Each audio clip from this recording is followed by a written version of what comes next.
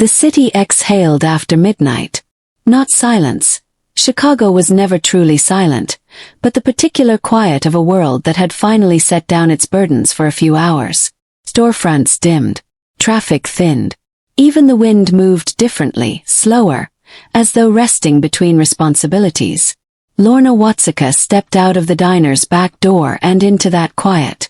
She untied her apron the way her grandmother had taught her, neatly, deliberately, treating the tools of honest work with dignity. Her uniform was clean but worn, softened by dozens of washings. The left sleeve had a small fray she kept meaning to fix and never did. There was never quite enough time. She reached into her pocket and counted. She did this every night. The bills came out carefully, the way a scholar handles important documents. Because to Lorna they were important. Every dollar had a name. Every dollar had somewhere to be. $72. Rent in 3 days. Electric bill Thursday. Groceries, the stretched kind. She wasn't despairing. Her mother had worked 2 jobs for 11 years and never once let her children feel poor. She had made them feel like builders. We're not behind. We're just starting from further back. That's not the same thing. Lorna carried that distinction everywhere. She tucked the money away and began her walk to the bus stop. 15 minutes. The same cracked sidewalk past the flower shop. The same buzzing street lamp. The same curve past St. Mary's Emergency Center, blazing white against the dark like a lighthouse that never switched off. She had walked past St. Mary's hundreds of times. Tonight something made her slow down. At first it looked like a bundle of clothing left on the steps. Then it moved. Little girl. 5, maybe 6. Blonde hair falling messily across her face. A pink dress with a torn sleeve. And wrapped around her forehead. White gauze clumsily applied, already showing a faint spreading stain of red at its center. The child had her knees pulled to her chest, making herself as small as possible. Her hands were trembling. Lorna crossed the street. She approached slowly, the way you approach something fragile. "Hey there," she said softly. The girl looked up, pale, tired blue eyes, then quickly looked away. It was the look of a child who had already learned not to trust easily. A look that carried too much weight for someone so small. Lorna knelt down to her level. "Are you okay?" Long pause. The wind moved between them. Then the girl whispered 4 words that rearranged the entire night. I need a doctor." Lorna glanced through the hospital's glass doors. The receptionist inside was already watching. Her expression confirmed what Lorna suspected. This child had already tried to enter, and had been turned away. Lorna looked back at the trembling hands, the darkening bandage, the dried tears on small cheeks. She made her decision the way good people often do, not with calculation but with quiet certainty. "This is right. That is enough. Come on," she said gently. "Let's get you taken care of." The hospital's warmth hit them immediately. Sharp and immediate after the cold, the kind that wraps around you like proof that 2 entirely different worlds exist on either side of a sliding door. The receptionist looked up. Her eyes moved over them quickly. Tired waitress. The injured child. She had clearly seen the girl already. "Can I help you?" she asked, balancing courtesy and exhaustion in equal measure. "This little girl needs a doctor," Lorna said. "She came in earlier. There's no guardian present. She's injured." "I understand." No cruelty in the woman's voice, just the trapped look of someone caught between what the rules said and what the moment demanded. "Policy requires a parent or legal guardian before treatment begins." The girl pressed against Lorna's side. "My head hurts," she whispered. 3 words. And they rearranged the air in the room. "There has to be something," Lorna said. The receptionist checked her screen. "A deposit covers initial treatment and imaging. $70. The number arrived quietly. Lorna's hand moved to her jacket pocket before she finished processing it. $72. Everything until payday. Rent money. Grocery money. The emergency fund that had long been functioning as the regular fund. She stood still for a moment. The mind, when it is genuinely good, doesn't argue long in moments like these. It looks at what is in front of it and answers the question the heart has already decided. There was a child who needed help. There was money in her pocket. The logic was painful and also perfectly clear. Lorna pulled out the bills. Her fingers paused briefly, not from hesitation, but from the quiet solemnity of understanding exactly what she was doing. She wasn't performing generosity. She wasn't seeking credit. She was simply placing what she had toward something that mattered more than her own comfort. She put the money on the counter. "You may be responsible for the remaining balance," the receptionist warned. "That's okay," Lorna said. A pause, the kind that happens when someone does something the world has no prepared category for. Then a nurse appeared. "Room 3 is ready. Come on, sweetheart. Let's look at that head." The child took the nurse's hand.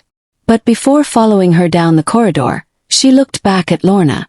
It was a small look, uncertain, grateful in the wordless way of someone too young to name what they're feeling but old enough to feel it completely. Lorna nodded gently. "Go on. You're safe." The pink dress disappeared around the corner. Lorna stood holding a thin paper receipt. $70 paid. $2 remained. She waited for panic to arrive. It didn't come. What came was quieter, a steady calm that surprised her. Not the calm of someone unaware of consequences, but of someone whose values and actions had just aligned, however costly the alignment. She had done the right thing. And that, for now, was enough. Lorna found a row of plastic chairs and sat down. The exhaustion she had been holding at bay all evening finally settled into her muscles. Her feet ached. Her shoulders carried 8 hours of standing, smiling, carrying plates, refilling coffee, processing orders, all while her mind quietly managed its separate set of weights. She unfolded the 2 remaining dollars and looked at them. $2. She waited for the fear to come. Instead came something unexpected. A strange, steady calm. Not the calm of someone who didn't understand the consequences. She understood them perfectly. She would need to call her landlord. She would need to borrow somewhere. The next few days would require creative problem-solving. She was, unfortunately, well practiced in. But she had done the right thing. There is a particular peace that comes only from that. From alignment between your values and your actions, especially when that alignment costs something real. It isn't comfortable peace. But it's true. And truth has a steadiness that comfort never quite matches. She folded the $2 back into her pocket. "I'll figure it out. Always do." The lobby settled into its late-night rhythm. A television murmured overhead. A janitor made slow, patient progress down the corridor. Somewhere beyond the desk, a phone rang twice. Lorna watched the hallway where the girl had disappeared. She realized she didn't even know her name. That struck her as oddly moving. She had given $70 and was sitting in a hard chair past midnight for a child whose name she didn't know. And somehow it hadn't felt like sacrifice. It had felt like the only reasonable response to what she'd seen. When did basic human decency become something extraordinary? She sat with that question quietly. The doctor came out 40 minutes later, spoke briefly to the receptionist, then crossed toward Lorna with the practiced stride of someone who carries urgency and reassurance simultaneously. "You brought her in." Lorna stood. "Is she all right?" "She'll be fine." The laceration was superficial. It looked worse than it was. "She needs rest, but no serious damage." Relief moved through Lorna's body like something physical, a loosening she hadn't realized was there. "She's been asking for you," the doctor added. He led her down the corridor. "Room 3. The door slightly ajar. Lorna pushed it open. The girl sat up in bed wrapped in a thin blanket, feet dangling above the floor, the bandage on her forehead clean and properly dressed. The fear from the hospital steps had been replaced by something softer. She saw Lorna. Her face changed completely. "You came back," she said. So simple. So full of something larger. The relief of a child who expected to be forgotten and had instead been remembered. Lorna crossed the room. The girl leaned forward and wrapped both arms around her waist with the total confidence of a child who has made her decision about who is safe. Lorna held her gently, and understood something she couldn't quite put into words. She hadn't saved this child by paying $70. She had saved her by staying. 31 floors above Chicago, Kang Min-Jae was at war with silence. His office communicated power without effort. Floor-to-ceiling windows, dark furnishings chosen for gravity, a desk holding nothing unnecessary. Every object selected with precision. Control was not a habit for Min-Jae. It was a survival skill, practiced until indistinguishable from nature. He stood at the windows, hands clasped behind him, staring at the city below. From up here, everything looked orderly. Behind him, the man who had delivered the news waited with the particular tension of someone who knows their words have lit something dangerous. The convoy was hit near the South Bridge, the man repeated carefully. Professional operation. They knew our route. Silence. We neutralized the threat, but during the crash. Where is my daughter? Not a question. Flat. Quiet. More alarming for it. The tone of someone who has moved beyond the range where anger makes noise. The man lowered his eyes. We lost sight of her. In Min-Jae's world, silence was a language. The men standing around the room understood its grammar. They had each stood in this silence before. They knew what followed. It was never small. Min-Jae reached into his coat and removed a photograph. Worn at the edges, softened by years of being carried close to his body. A little girl with bright blonde hair, sitting on a man's shoulders in a sunlit park, laughing the absolute, uncalculated laugh of a child who has never once doubted that the person holding her will not let her fall. He looked at it for a long time. He was not a man who showed the world what moved him. What you love in his world becomes what is used against you. He had built walls around everything that mattered, built them carefully, and believed for years they were enough. Tonight had proven otherwise. He returned the photograph to his pocket. Then he turned. Locked down the city. The room became motion immediately. Phones rising, messages transmitted through networks that operated in Chicago's shadows. Garages opened. Engines started. Every hospital, every camera, every corner. Eyes on every surface. Within minutes, the search spread through every layer of his organization. Dozens of people moved through streets the rest of Chicago was sleeping through, following a trail that had gone cold hours ago. What none of them knew, what the entire machinery of a criminal empire couldn't have predicted, was that the answer was not in an alley or a rival's warehouse. It was in a small hospital room, with a tired waitress holding her last $2. By 4 in the morning, Bruno Park had visited 3 clinics, interviewed 16 people, and received 43 variations of the same answer. Nothing. He was sitting in the back of a parked SUV, staring at his phone with the focus of a man who has eliminated every wrong answer and is still waiting for the right one, when a message arrived from a hospital contact. He read it once, then again, then told the driver to turn around. Upstairs, Min-Jae had not sat down. Bruno entered quickly, placed his phone on the desk. St. Mary's Emergency Center. A girl matching Lucy's description was admitted just after midnight. Head laceration. Min-Jae moved to the desk immediately. She arrived alone. The hospital initially refused without a guardian. Bruno scrolled down.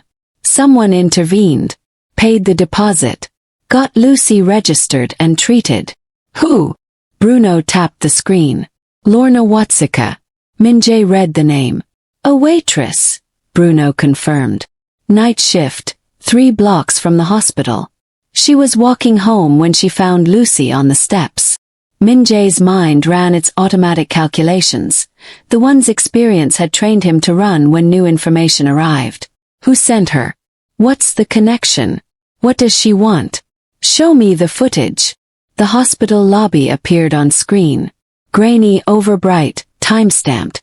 First Lucy, small, frightened, bandaged, sitting at the desk with her shoulders folded inward the way she got when she was scared. Min-Jae watched without speaking. Then a second figure entered from the left. A young woman in a light blue diner uniform, hair pulled back, moving with the tired purposefulness of someone whose body is exhausted but whose intention is clear. She went straight to the counter, spoke briefly, then reached into her jacket pocket. The bills came out without ceremony. No hesitation. No visible calculation. No dramatic pause. Just the money placed on the counter. Nod. Moments later, Lucy was walking safely down the hallway. The recording ended. Silence. Then Bruno said quietly, "The deposit was $70. It appears to be most, possibly all of what she had." The number settled into the room with unexpected weight. Min-Jae was accustomed to decisions involving hundreds of thousands. He had purchased loyalty, silence, cooperation, and fear many times. He was skilled at reading the motivation behind generosity, the angle behind the favor, the debt being constructed, the return being quietly calculated. He could not find the angle here. He turned back to the window. Where is she now? Still at the hospital. She stayed with Lucy. Min-Jae looked at his reflection in the glass. Bring the car. The corridor outside room 3 was quiet when the footsteps came. Not one set. Several. Lorna had been drifting towards sleep in the chair beside Lucy's bed. The girl had been asleep for an hour, her small hand loosely anchoring Lorna's sleeve, the instinctive hold of a child who has learned that trusted people have a habit of disappearing. Lorna had quietly decided she would not leave until someone came. The door opened. 2 large men entered first, positioning themselves on either side of the room without a word. Not threatening, simply occupying space in the way that people do whose job is to stand between someone important and everything else. Then the third man walked in. Dark coat. The kind whose quality announces nothing because it doesn't need to. Sharp features. Eyes that processed the room in a single sweep, moving quickly until they found what they were searching for. Lucy. Something shifted in his controlled expression. Briefly, almost invisibly. But it was there. His step quickened. When he spoke, his voice held something it hadn't held in the corridor. Lucy. The girl stirred. Confusion first, the disoriented blink of waking somewhere unfamiliar. Then recognition flooded her face like morning light. Daddy! She launched herself forward with the absolute trust of a child who has never doubted she will be caught. He caught her immediately, one arm pulling her close while his other hand moved gently around the back of her head, fingers carefully checking the bandage, suppressed urgency beneath practiced composure. He held her without speaking. Lorna watched quietly. She felt like someone handed a window into something private and real, the stripped-down truth of a powerful person in an unguarded moment. She didn't know his world. She knew only what she was seeing. A father who had been terrified, holding a daughter who was safe. Some things require no context. Lucy pulled back and pointed. She helped me, Daddy. The man's eyes shifted to Lorna. He looked at her the way she imagined he looked at everything, with thorough attention, committing details to memory, running quiet calculations. Not unkind. Precise. He stepped forward. You paid the hospital bill, he said. She needed a doctor. He studied her carefully. Why? Lorna thought about it honestly. Because she was hurt and she was alone and there wasn't anyone else. Lucy added helpfully. She held my hand when the doctor fixed my head. The man glanced at his daughter, then back at Lorna. My name is Kang Min-Jae. He said it the way people say names they expect to carry information. A shortcut through explanation, a credential spoken aloud. Lorna had never heard it before. But the 2 men by the door straightened almost imperceptibly when he spoke it. This was not just a father. This was someone the world arranged itself around. And he was standing in a hospital room, looking at a waitress in a wrinkled uniform, struggling, for perhaps the first time in years, to understand what he was seeing. Min-Jae reached into his coat. Lorna expected a phone. Instead, he removed a slim black wallet, opened it without ceremony, and placed a thick stack of bills on the table beside Lucy's bed. For the hospital expenses, he said. Lorna looked at the money, then at him. You don't have to do that. You paid for my daughter's treatment. It was $70. Yes. That, she gestured briefly at the stack, is not $70. No, he agreed. I didn't help her for money. The two men by the door went very still. Lucy looked between the adults with the alert curiosity of a child sensing something significant without understanding what. Take it, Min-Jae said. His tone was accustomed to completion, the tone of someone whose offers are not typically declined. No thank you, Lorna said. He studied her face carefully. In his experience, people refused money for 3 reasons. They wanted more, they wanted something else, or they wanted the moral credit of the refusal itself. He searched her expression for the angle. He couldn't find one. You spent everything you had, he said. I'll manage. But Daddy has lots of money, Lucy offered helpfully. Lorna smiled at her warmly. I'm sure he does. Then back to him. But helping someone shouldn't come with a return price tag. He was quiet. The kind of quiet that isn't empty, full of something being reconsidered, recalculated, seen from a new angle. Lorna had the impression of a man who was very good at understanding the world, encountering something his model of it hadn't predicted. He picked the money back up, returned it to his wallet. Most people would have taken it, he said. Maybe, Lorna replied. But that doesn't make it right. She stayed with me all night, Lucy added, presenting the information like evidence in an important case. Min-Jae looked at his daughter, and the composure in his face softened at its edges, just briefly, just enough to be human. You didn't have to stay either, he said to Lorna. She didn't want to be alone. Silence. Then he nodded. Once, more, and hurried, carrying the weight of something not easily given. Thank you, he said. 2 words. But from Kang Min-Jae they were not pleasantry. They were recognition. The acknowledgement from a man who had built his entire life on the premise that people were primarily self-interested, that he had encountered an exception he could not explain away. For the first time in a very long time, something he had nearly stopped believing in had walked through a door in a light blue diner uniform. And refused his money. Morning came to St. Mary's gradually, the overnight blues softening into gray-gold light through high windows, the quiet relay between night shift and morning shift proceeding with a practiced efficiency of work that never fully pauses. Lucy had eaten half a cup of hospital pudding and declared it, with tremendous authority, inferior to Mrs. Park's. Her father had agreed without knowing what Mrs. Park's pudding tasted like. Lorna gathered her things quietly. Jacket. The folded receipt she had kept without knowing why. Her diner name tag reclipped from habit. Lucy noticed immediately. Are you leaving? I have a shift later, Lorna said. And you're safe now. Your dad is here. The girl looked at her father with the expression children use when proposing something they've already decided. Min-Jae watched the exchange. He had spent most of his life surrounded by people who spoke to Lucy with calculation, kindness measured against the awareness of who her father was. But this woman spoke to her naturally, without performance, without agenda. It was unusual in a way he hadn't realized he'd missed. You work nights, he said. Mostly. He paused. The attack on my convoy, what happened to Lucy, was not random. The people responsible will be handled. He chose his next words carefully. But in the meantime they may have tracked where she was treated. They may ask questions. Lorna waited. In my world, he continued, helping someone like Lucy means something. To friends and enemies alike. The weight of that settled over her slowly. She had helped a child. That was the whole story from where she stood. But she was beginning to understand. Dimly, the way you understand something entirely outside your experience, that from another angle it was larger than she'd known.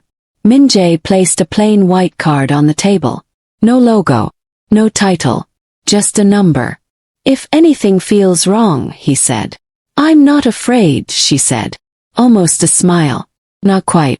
Most people in this city are, he said. Maybe they just forgot they don't have to be. She moved toward the door. Lucy called after her. Thank you for staying. Lorna turned. Thank you for letting me, she said. That was the best part of my night. She walked down the corridor and out through the sliding doors into the early Chicago morning. Her footsteps steady, unhurried, carrying nothing more complicated than $2 and the quiet satisfaction of someone who had done the right thing. Behind her, Min-Jae stood in the doorway and watched her go. He had accumulated a great many things in 38 years. Influence, resources, fear. An empire built from nothing using methods the public world would not approve. But watching a woman in a wrinkled uniform walk into the morning, he found himself thinking about none of it. He was thinking about what it would mean to live in a world where kindness still arrived without invoice. He had forgotten such a world existed. She had apparently been living in it all along. 3 days passed. Lorna borrowed $60 from her coworker Diane, called her landlord, who gave her 3 extra days because she had always paid on time before. The world occasionally is as decent as it needs to be. She kept Min-Jae's white card in the small zipper pocket of her bag, next to her bus pass. Didn't look at it, but kept it. She was halfway through Tuesday's lunch rush. A full diner, 3 chess players in the corner, the comfortable noise of ordinary life, when the bell above the door chimed and 2 men walked in. Her instincts caught on them before her mind named why. They were dressed plainly, moved without disruption. But something in the specific quality of their stillness, eyes moving through the room before their bodies settled, didn't match the rhythm of people who came for eggs and coffee. She gave them menus and water. "Can I start you off with something?" The taller one looked up. "You were at St. Mary's Hospital a few nights ago." Not a question. Lorna kept her expression even. Years of customer service had given her an excellent face for moments when she needed one. "I was," she said. "You helped a little girl." "I did." He looked at his companion, then back. "We'd like to ask you some questions." Everything in Lorna went quiet and alert simultaneously. Then the door burst open. 3 more men entered fast. Customers pushed back their chairs. Someone knocked over a stool. The chess players looked up in unison. The entire room changed temperature in under 2 seconds. The first man reached across the table toward Lorna. "Come with us." She stepped back. Then the door opened again. Light from outside was briefly blocked by a figure. Kang Min-Jae stepped through. He moved without announcement, without hesitation. His presence reorganizing the room's entire dynamic in seconds. Bruno and 2 others entered simultaneously from the side door. It was over in under a minute. When the room went still, the chess players were under their table, 2 construction workers were flat against the wall, and every dish on the counter had rattled from the impact of something heavy meeting the floor. Min-Jae crossed the diner and stopped in front of Lorna. She was standing behind the counter, hands flat on the surface, breathing steadily. Not terror in her eyes. Something closer to the controlled calm of someone who grew up understanding that danger is not the end of the story. "You're not hurt?" he asked. "No." He scanned her face briefly. "I told you there might be risk," he said. "I know. And..." She looked at the overturned chairs, the rattled dishes, the customers still frozen. "I still don't regret it," she said. He was quiet for a moment. Then he placed a phone on the counter. "My number is already in it," he said. "Not as a transaction. As a responsibility." Lorna looked at the phone. Then at him. "You know I'm still just a waitress," she said. "Yes," he replied. "And that is exactly why I'm here." He turned toward the door. At the threshold he paused. "Lucy asked if we could come for coffee sometime." Lorna looked down at the counter, then up. "Tell her we're open every day," she said. "Best coffee in the neighborhood." He nodded once, and walked out into the morning. The diner returned to normal within 20 minutes. The chess players resumed their game. The construction workers went back to their stools. Someone quietly asked Lorna if she was all right. "I'm fine," she said, and meant it. She refilled the coffee, smiled at her regulars, wiped down the counter. Outside, Chicago moved on in all its ordinary noise. Inside, a waitress who had spent her last $70 on a stranger's child went back to work, unchanged in all the ways that mattered, and changed forever in ways she was only beginning to understand. She had done a small thing. human thing. And it had been more than enough.